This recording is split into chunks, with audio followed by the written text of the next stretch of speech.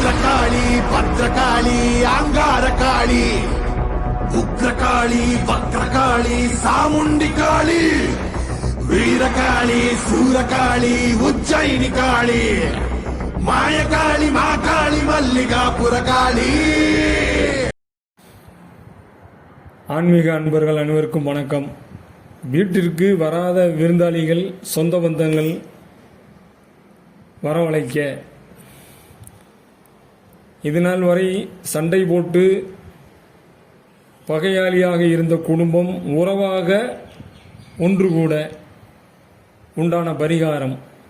மண் குவளையில் பஞ்சதீப எண்ணெய் ஊற்றி அதில் நூல் திரியிட்டு விளக்கேற்றி தினமும் காலை அதன் மீது விழிக்க வேண்டும். இவ்வாறு பௌர்ணமியில் தொடங்கி அடுத்த பௌர்ணமியில் முடித்து அந்த எண்ணெய்க்குள் நூல் திரியிட்டு ஏற்றி வர வேண்டும். விளக்கேற்றிய நாள் முதல் அந்த வீட்டிற்கு வராத விருந்தாளிகள் வருவார்கள். எதிராளிகள் என யாரும் இருக்க மாட்டார்கள். எப்போதும் நல்ல ஜனவாசம் இருந்து கொண்டே இருக்கும். வணக்கம்.